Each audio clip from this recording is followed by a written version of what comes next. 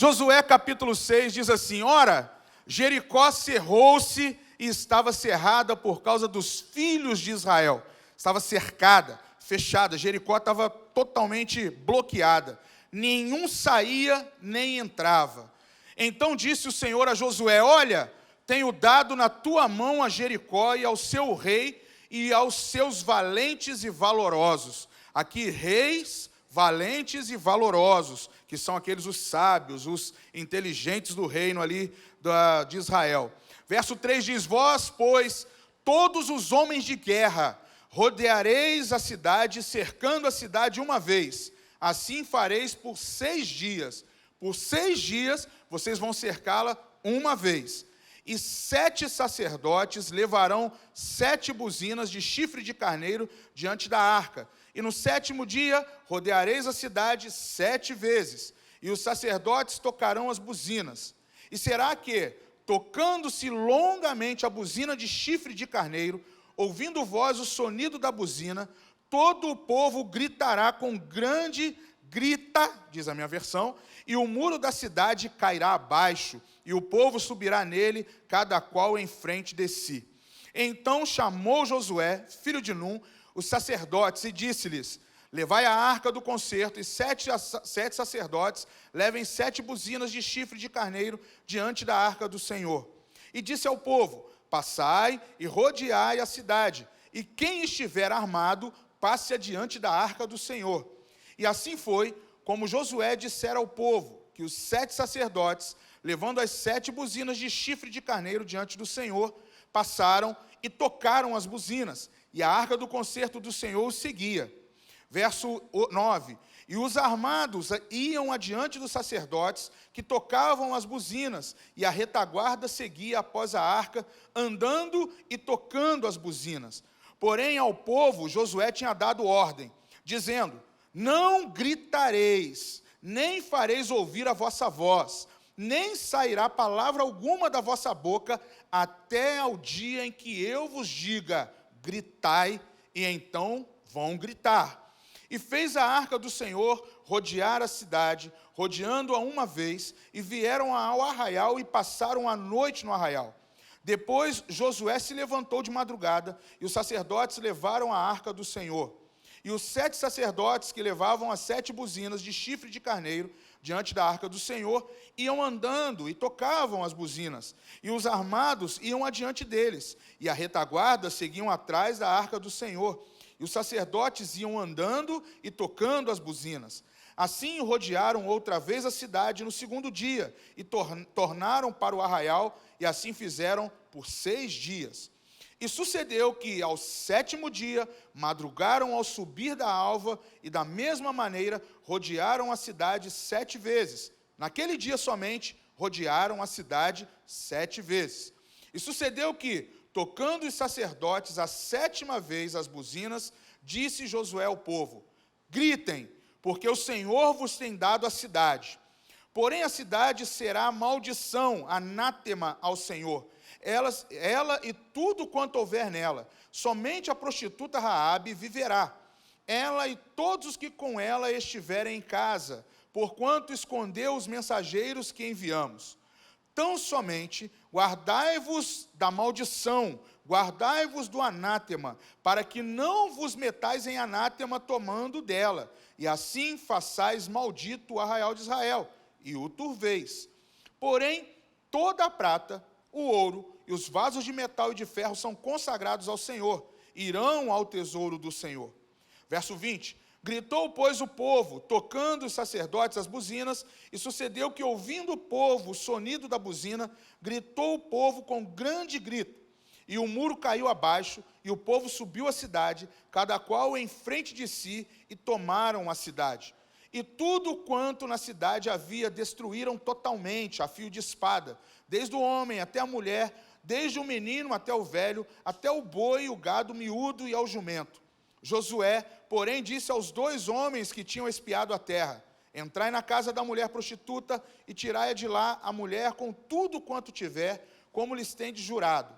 Então entraram os jovens, os espias, e tiraram a Raabe, a seu pai, a sua mãe, aos seus irmãos e a tudo quanto tinha. Tiraram também a todas as suas famílias e puseram-nos fora do arraial de Israel. Verso 24.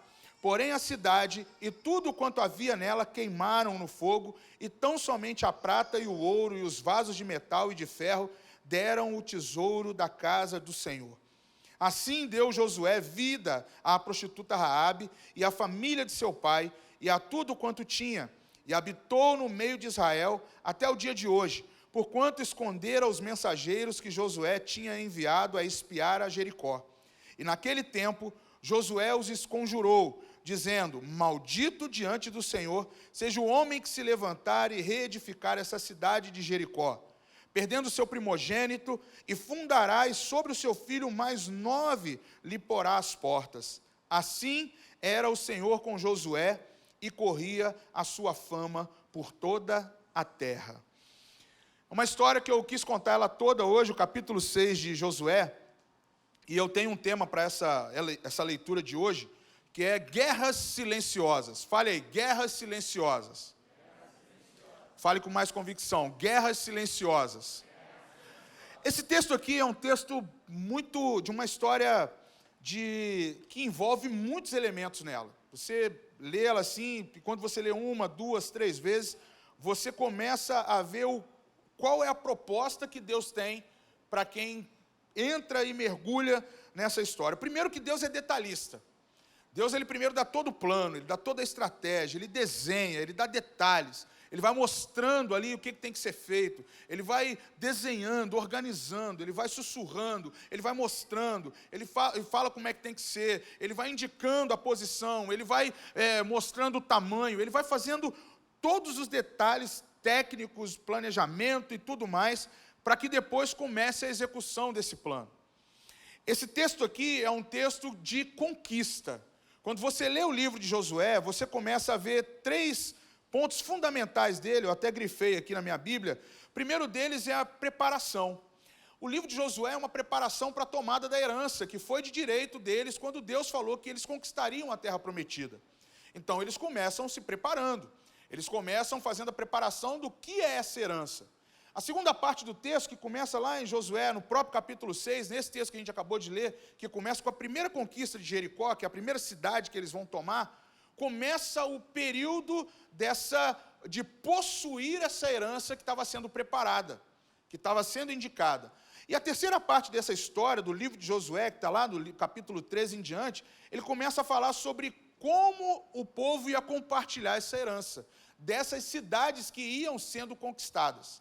A história que eu li com vocês é a primeira conquista, é a primeira tomada de território, é o primeiro desafio que o povo de Israel tem quando começa realmente a viver aquilo que era a promessa do Senhor sobre a vida deles.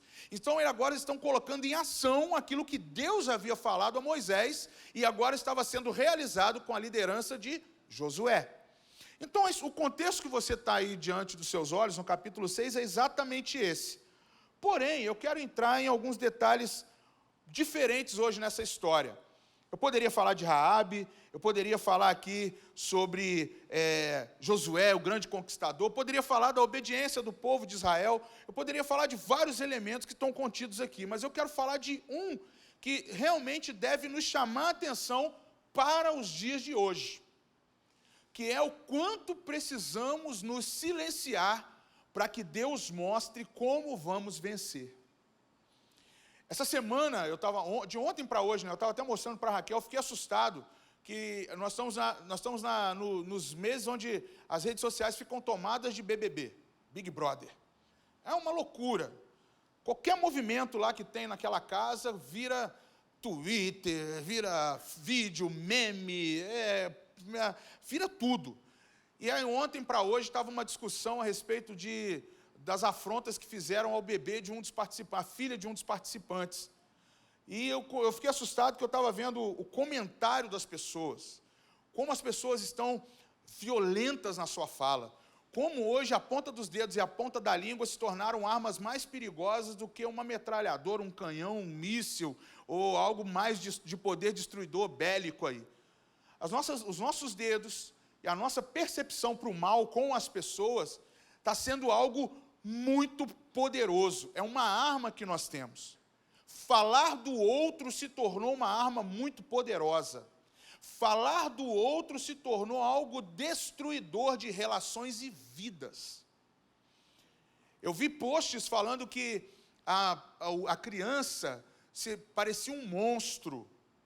A filha do Arthur, é o personagem, o cara que está morando na casa lá.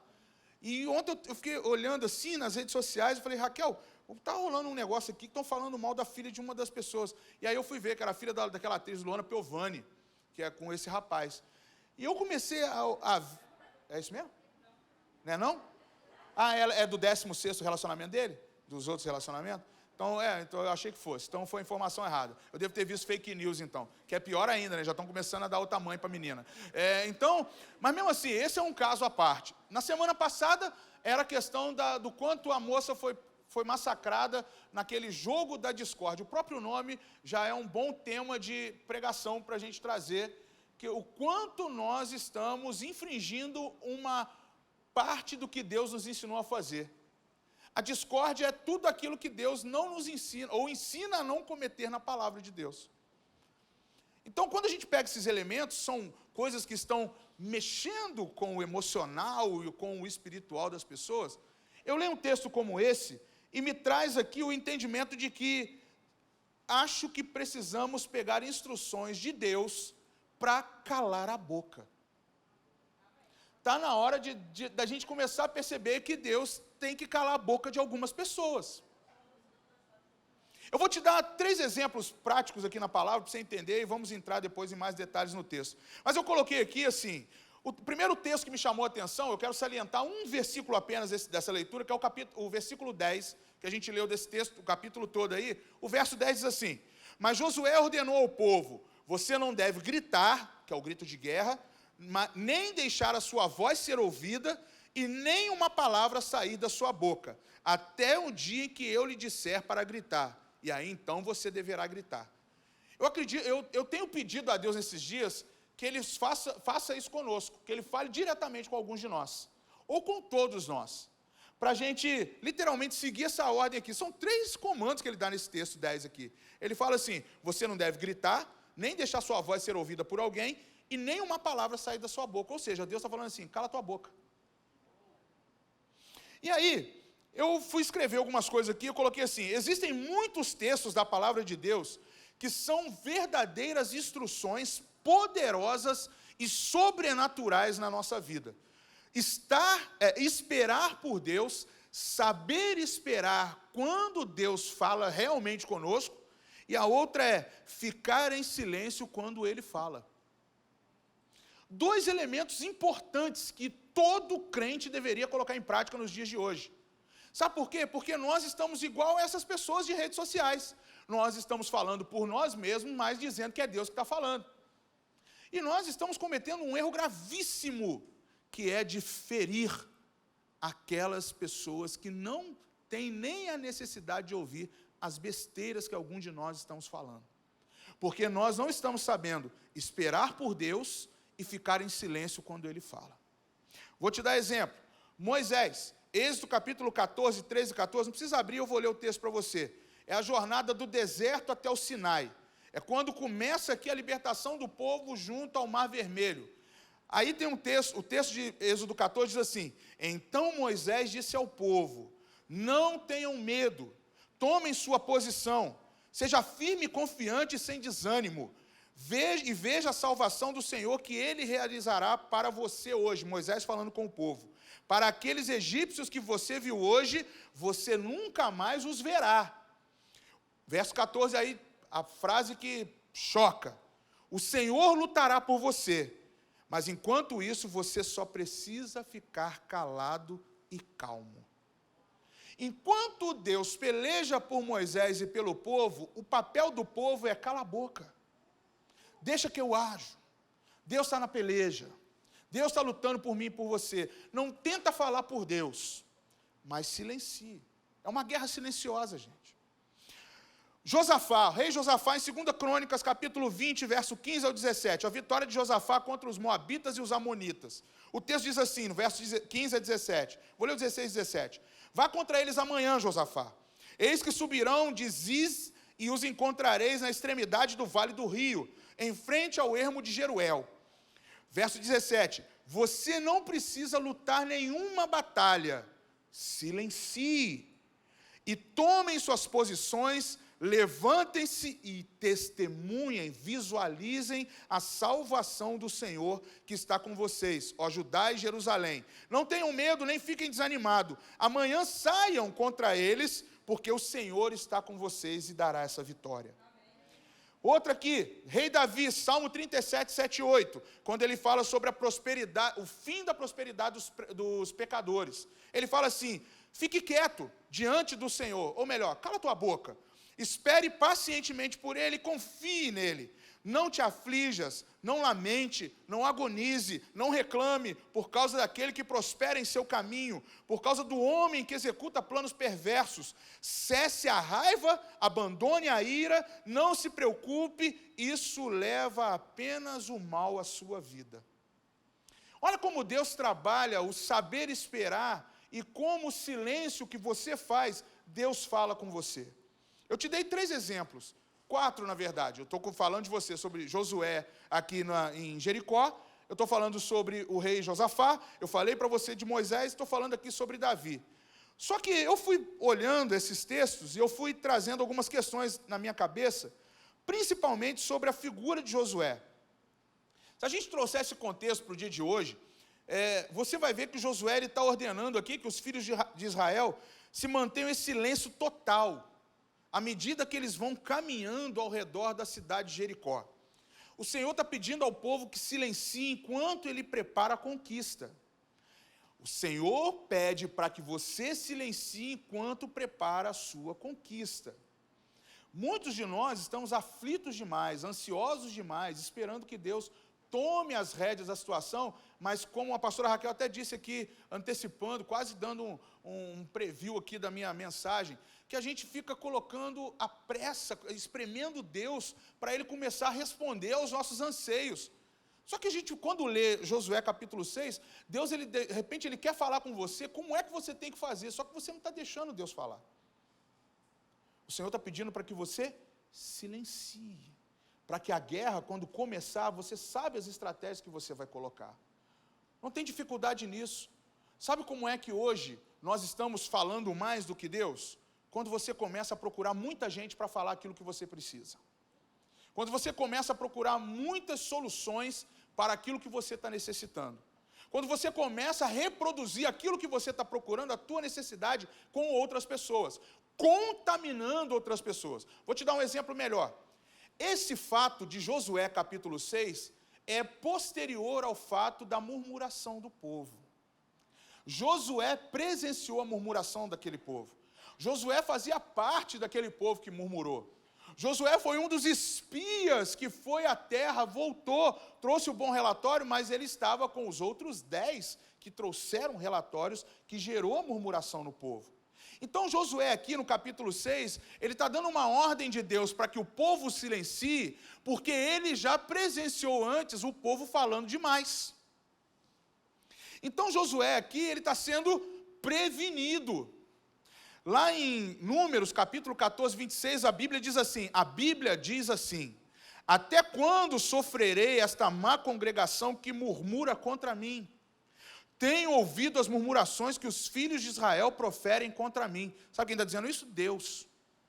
Josué estava no dia em que o povo murmurou. Josué estava no dia em que Deus falou com o povo. Até quando essa má congregação vai murmurar? Ele sabe, Moisés deu o relatório. Estão murmurando demais. Vocês estão murmurando contra mim. Eu já sei o que eu vou fazer. Eu já vou dar a terra para vocês. Por que vocês continuam falando? Por que vocês continuam murmurando, reclamando?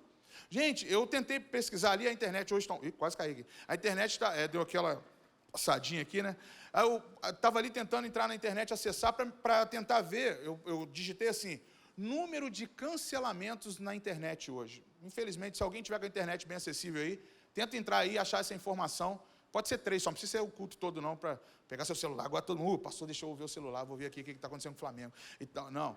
Vê aí para mim se alguém consegue ter essa informação, o índice mais ou menos, do número de cancelamentos hoje. Cancelamento, gente, para quem não sabe, é a possibilidade que nós temos de anular ou murmurar diante do que o outro está fazendo.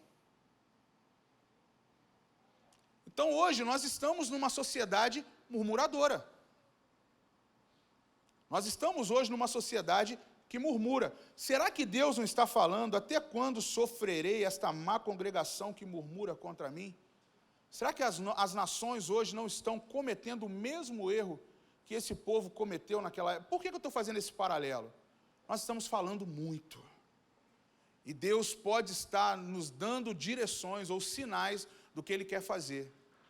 Eu fiquei perguntando para Deus nesse texto, exatamente no versículo 10, quando ele diz assim: mas Josué ordenou ao povo, você não deve gritar, nem deixe a sua voz ser ouvida, nem a palavra sair da sua boca, até o dia em que eu lhe disser para gritar, então aí sim você deve gritar. Será que nós não estamos gritando com os dedos, ou gritando literalmente com a nossa fala nos dias de hoje?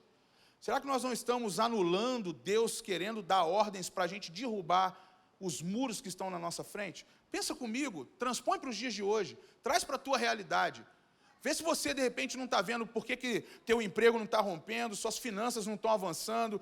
Começa a ver aí, se seu relacionamento está ficando difícil. Vê se você não está vendo que as pessoas estão voltando contra você. Começa a sondar. Eu estou fazendo essa sondagem esses dias. Eu cheguei para Deus e falei: Senhor, eu não vou levantar uma palavra, mas eu vou silenciar para o Senhor falar. E quando o Senhor falar, o Senhor já me dá estratégia para eliminar também. Porque aí a gente elimina.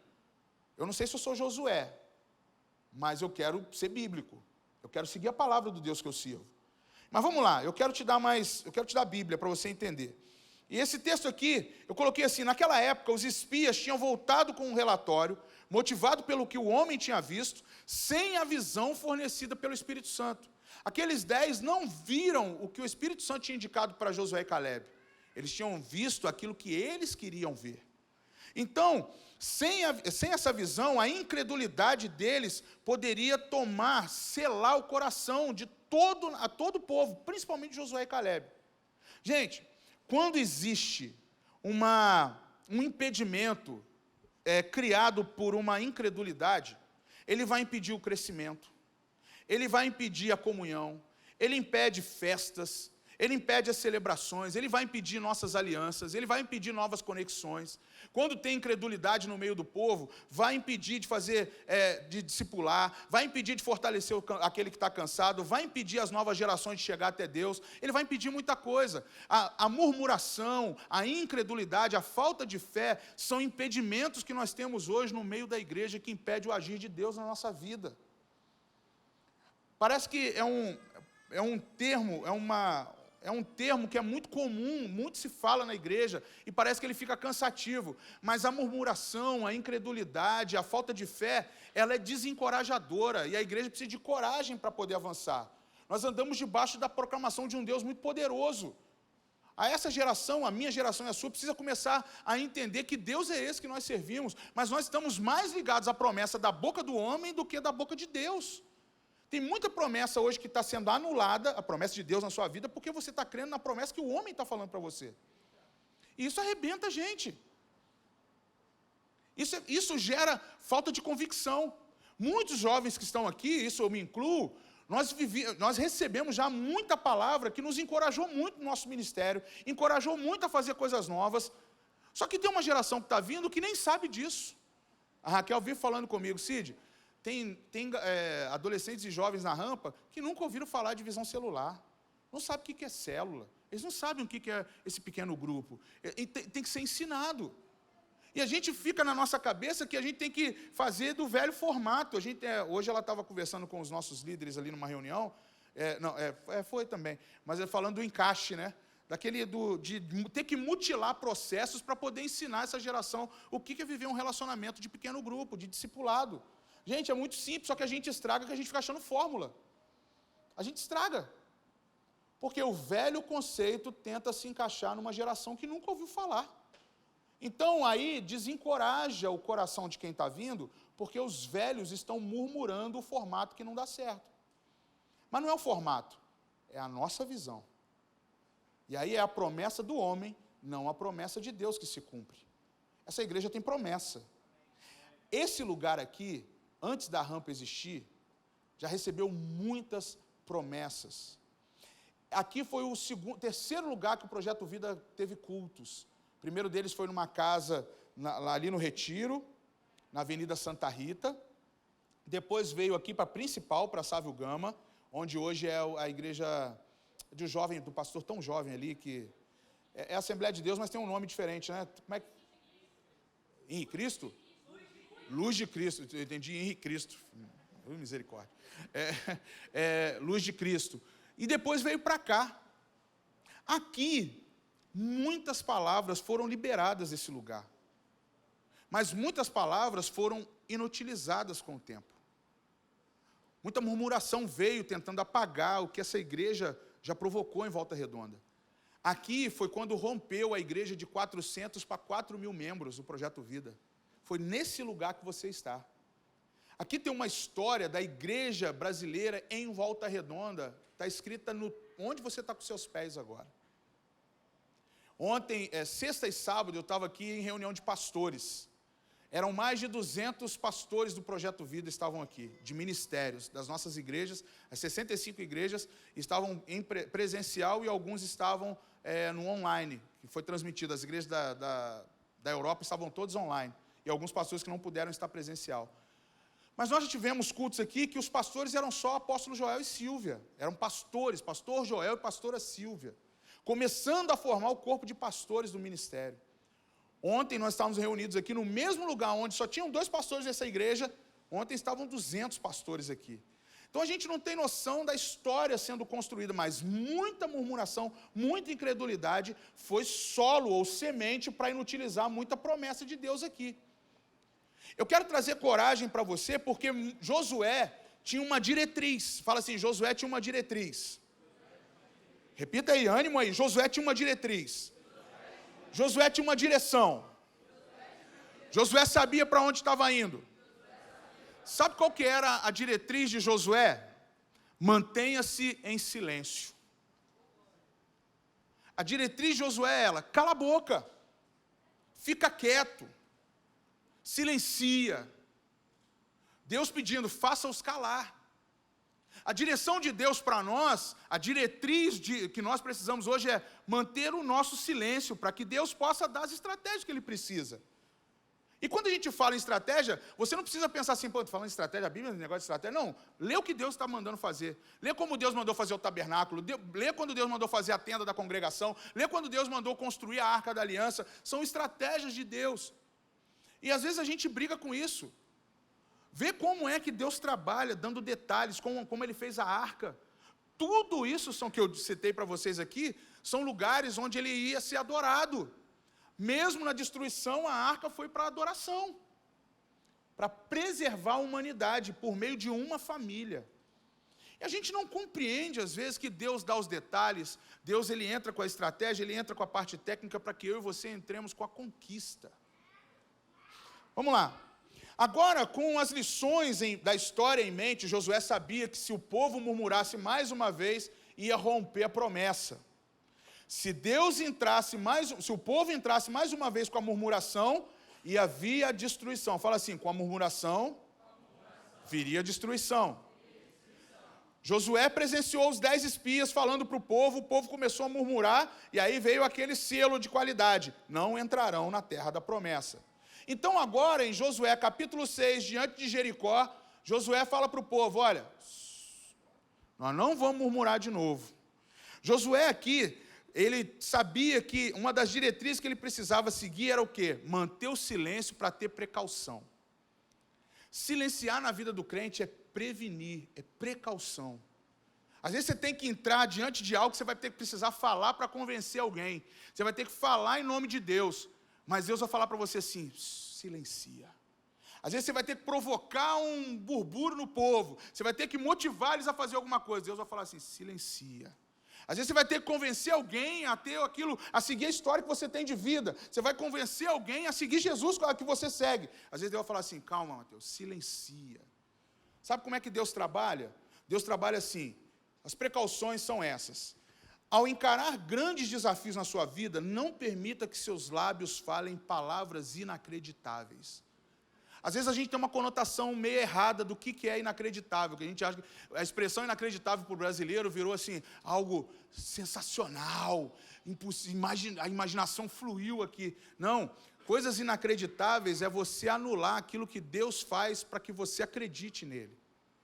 Deus, ele usa o impossível e torna possível para você, isso se torna acreditado. Agora, nós temos o quê? Grandes desafios, muitas vezes vão permitir que os nossos lábios comecem a falar aquilo que não é verdade. Vai fazer a gente não acreditar. Muita gente aqui teve a fé inabalável no Senhor. Nós vamos entrar em Bulletproof agora no próximo final de semana, na próxima terça-feira. Muita gente sabe que o jovem que é inabalável, ele tem que ter uma convicção. E às vezes a nossa convicção de fé está muito abalada. Muitos jovens aqui estão com a convicção muito abalada. Se você sentar e conversar com alguns aqui, e começar a saber um pouco da história, você vai ver, a convicção de fé está murchinha. Mas aí o Senhor fala, ao encarar grandes desafios, está no texto, Josué 6 tem isso aqui, é um dos elementos. Quando tem um grande desafio, que era a muralha de Jericó, a diretriz era, não permita que seus lábios falem palavras inacreditáveis. Se Deus falou que vai nos dar e a muralha vai cair, ela vai cair. A primeira parte do texto é dizendo tudo que vai acontecer. O Senhor estava trabalhando o imaginário do líder e mais do exército. Você prestou atenção no texto? Começou a chamar os homens de guerra, começou a chamar os valentes, chamou os valorosos, chamou o rei, chamou os sacerdotes, que começaram a tocar os chifres de carneiro, as trombetas, cornetas para algumas bíblias aí. Ele começou a convocar a congregação, ele começou a puxar um exército poderoso, ele começou a chamar quem eram os principais de Israel, ele começou a chamar os principais daquela igreja, ele começou a chamar os principais daquelas pessoas, e falou, olha, agora eu vou mostrar para vocês o que a gente tem que fazer. A primeira parte do texto é só ele mostrando como tem que fazer, ainda não está acontecendo, mas ali começa. Deus falou que nós precisamos manter silêncio, e o texto é muito curioso, a gente sempre fala que são 7 voltas, mas na verdade são 13. Porque são 6 dias dando uma volta e 1 dia dando 7. Então, um pouquinho de conhecimento aí que está ali escrito. A gente aqui sempre fala errado, porque a gente só fala do dia que deu 7. A gente esquece que dos outros 6 que deu 1. Está aí no texto, não sou eu que estou inventando, não. Então, se foram 13 voltas, o peso foi maior. Então, se tem gente que está falando assim, dei 7 voltas e ganhei minha vitória. E só a metade dela. Se o cara pensou assim, vou dar 7 voltas, Deus vai me dar uma mulher apaixonada que vai me dar beijo todo dia. Ela vai te dar um beijo todo dia apaixonado. Mas se você der as 13 voltas, ela vai te beijar de manhã, de tarde, de noite, vai fazer carinho, cafuné, abraço, vai te dar dinheiro, vai levar para passear, ela vai pagar o jantar, os homens vão pegando o mistério, né? Eita aí, Samuel, sai fora, brincadeira. Dá tempo ainda. Então vamos lá, outra precaução. Proíba, determine para a sua vida, é proibido que a fala desmoralizadora saia dos seus lábios. Gente, em tempo de cancelamento, o quanto nós estamos desmoralizando outras pessoas. Proíba isso na sua vida. Não é para cancele isso na sua vida, de não falar coisas que desmoralizam o teu próximo. Tem muitos jovens aqui que vão na onda. Essa igreja aqui, ela é fruto disso. Quando teve briga de 2 jovens, uma era até da igreja, na época tinha saído já da igreja, e aí nas redes sociais ela brigou com uma outra mulher, foi o bafão da cidade na época, e um aproveitador das redes sociais, um rapaz que só cria discórdia, fez lá, até a pastora Raquel entrou no bolo. E aí eu achei sensacional a quantidade de gente, que mesmo as pessoas que um dia tiveram com a cabecinha debaixo da mão da pastora Raquel, estavam nas redes sociais dando facadinha nas costas da pastora Raquel.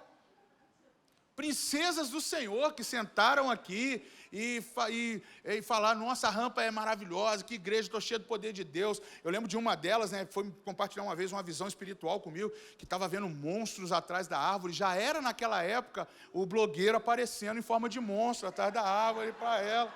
É, Elaine, o negócio é sério, Alex. Naquela época já era. E eu vou falar um negócio para vocês. Isso é o quê? Pessoas que não proíbem a fala desmoralizadora dos lábios. Gente, vou falar uma coisa para vocês. Deus, ele é um Deus de detalhes. e nos detalhes Ele está olhando e observando o seu comportamento. A partir do momento que você fala algo, que você sabe que você está desmoralizando alguém, Ele está contabilizando isso para você. Ele está contabilizando isso para você. Ele mostra isso na palavra. Ele mostra isso na palavra. E às vezes a gente não entende. Líderes, pastores que desmoralizam o ministério, desmoralizam ovelhas, desmoralizam o púlpito, desmoralizam a sua vida e a minha vida. Vocês não têm noção, esses últimos dias eu tenho estudado muito sobre o ministério pastoral, sobre como o ministério pastoral é muito importante para Deus, para benefício dos homens, importante para Deus, benefício para os homens. Então a gente inverte. Tem gente que está achando que é importante para ela, mas que Deus só dá uma mãozinha. Não tem nada disso no ministério pastoral. E a gente desmoraliza. Eu estou com vergonha de alguns pastores no Brasil hoje, porque desmoralizam a igreja, que onde ele tira o sustento dele. E eu posso falar com muita propriedade, que eu não tiro o sustento da igreja, então eu estou muito tranquilo. E isso eu posso falar. Se tiver alguém que para acusar o dedo da minha cara, isso aí não vai poder. Pode acusar de outra coisa, nem precisa acusar, né? Estou falando de não desmoralizar, então não tem que desmoralizar. Mas tem muitos que estão envergonhando demais. Mas e consequentemente, se pastores fazem isso, o rebanho então a gente tem que tomar um cuidado. E eu, como sou um pastor que respeito muito as pessoas, espero que a minha igreja e as minhas ovelhas respeitem também. Essa palavra hoje é para você tomar autoridade, para você respeitar o próximo. A não ser que você queira sempre quebrar o mandamento do Senhor. Aí, eu vou entrar ainda, que é o último ponto da palavra que eu vou falar com você, sobre os anátemas aí, mas depois eu deixo para o final. Vamos lá, e outra precaução, as palavras podem ligar ou libertar, por isso, ordem de silêncio. Por que Deus dá ordem de silêncio? Porque ele sabe, Josué sabia, o poder da palavra podia ligar ou libertar. Ligar o quê? Prender essas pessoas. Eles podiam voltar a ser aqueles murmuradores e cancelar a promessa deles. Mas Deus estava dando uma ordem de comando para silencie, porque vocês vão ver a vitória de vocês. Gente, eu não sei se vocês estão captando o que eu estou falando, mas eu acredito que nós estamos num tempo para fazer silêncio. Eu vou te dar uma parte prática hoje, que essa semana você vai fechar muito a sua boquinha essa semana. Você vai embora daqui hoje com um manualzinho debaixo do braço e com um fechinho na boca, igual na época da escola, né? Não sei se vocês pegaram isso, mas eu, lá em meados de 1981, eu ficava com a tia assim, ó, fecha a boquinha, Cid, fazia um fechinho assim, ó, e eu ficava miudinho. Eu só fui ver isso lá em 1999, no Encontro com Deus, quando, eu sei que muitos não passaram pelo encontro aqui, que tem uma ministração que fala assim, fica quieto o encontro todinho. E o meu encontro foi sinistro, porque eu fiquei 3 dias em silêncio, num quarto, que era daquelas telhas cheio de aranha, daquelas aranhas bem generosas, com um amigo meu, José Luiz, para quem conheceu aqui.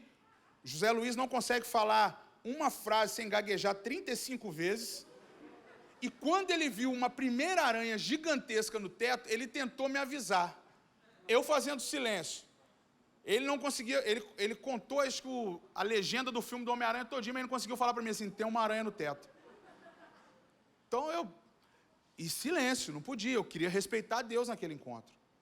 Às vezes Deus vai fazer isso com você, não vai pôr aranha no teto, mas vai falar assim, fica uns 3 dias caladinho, fecha, faz uma guerra silenciosa.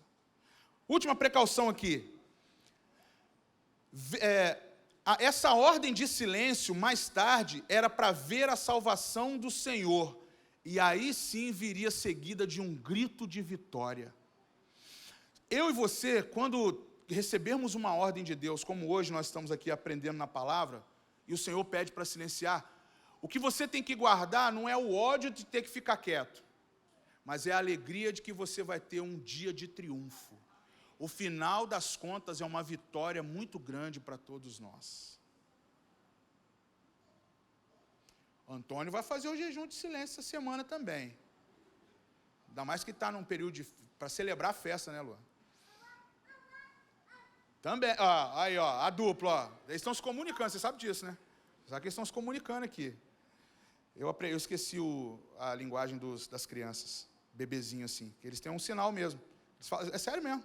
Eu li isso no Discovery Plus, gente. Tem um documentário que fala comunicação das crianças pequenas. Dá um sermão maneiro isso aí. Depois vocês veem lá. Isso aí que ele está falando ali com o Jonathan é também um sinal. Daqui a pouco ele vai fazer ali também, aí vocês vão ver que o pastor estava certo. Josué 6,20 diz assim: então o povo gritou, e os sacerdotes tocaram as trombetas.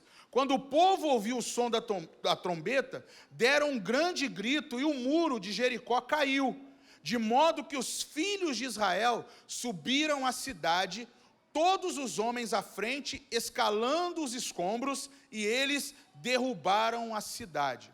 Quero dar uma aplicação para você muito simples aqui. Toda vez que nós recusamos a falar sobre dúvida, frustração, medo, você vai manter o teu coração mais inclinado ao que Deus pode fazer. Toda vez que você pensar, mas você falar assim: hoje eu não vou duvidar, hoje eu não vou me frustrar, hoje eu não vou aceitar o medo na minha vida, você está mantendo o teu coração inclinado para aquilo que Deus tem para você. Isso é muito simples. Às vezes, se tivesse alguém com uma técnica melhor para falar aqui, você talvez ia estar dando um grito aí, mas eu quero que você compreenda. O que essa nossa geração precisa hoje é começar a anular um pouquinho essa visão que a gente tem antecipada de frustração e medo. Muitos de nós, a gente está desenhando o medo ao invés de desenhar a vitória que o Senhor tem. Textos como esse, como Josué 6, ele está desenhando isso.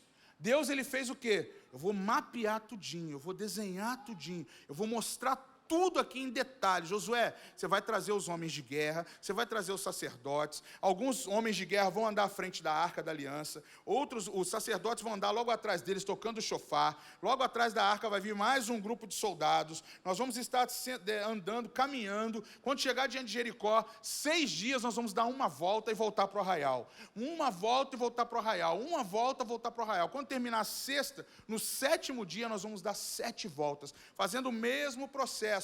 Vão lá os homens de guerra à frente, os sacerdotes atrás tocando a trombeta, a Arca da Aliança no meio, e a parte de trás vai ser de novo mais um corpo desse exército de homens valiosos. E aí eu quero trazer um contexto para você, que é o ponto que me chamou mais atenção, que é: aplique uma estratégia fora do comum. Fala comigo assim: aplique uma estratégia fora do comum. Josué 6, 8 a 15, está mostrando aqui o que tem que ser feito. Acabei de mostrar para você. O Senhor falou assim: espera, caminhe e não fale. Espera, caminhe e não fale nada. Espere, caminhe e não fale nada. 3 ações que trouxeram muita convicção de que o plano de Deus ia dar certo. 6 dias esperando, caminhando e aí podendo fazer silêncio. 6 dias, no 7º, 7 voltas, esperando, caminhando e não falando nada. Porém, o texto alimenta com uma situação muito poderosa que vai fazer a resposta dessa estratégia. Repita comigo assim: o poder da adoração. Repete aí: o poder da adoração. O nosso maior teste de obediência hoje é o poder da oração. 2 elementos nesse texto dizem qual é o poder da adoração que precisava ser demonstrado. Primeiro delas, Elaine, levar a arca. Segundo, o soar contínuo daquelas buzinas. Todo momento em que a arca era conduzida e as trombetas eram tocadas em alto som, era o que eles estavam sinalizando: Senhor, nós estamos te obedecendo. Nós estamos aqui passando pelo teste da obediência. Muita gente vai pensar que a obediência era o quê? Dar as voltas. Muita gente vai pensar que a obediência era o quê? Deus falando. Muita coisa era o quê? Pensar que a obediência era: não, nós vamos fazer aqui, nós vamos realizar. Não.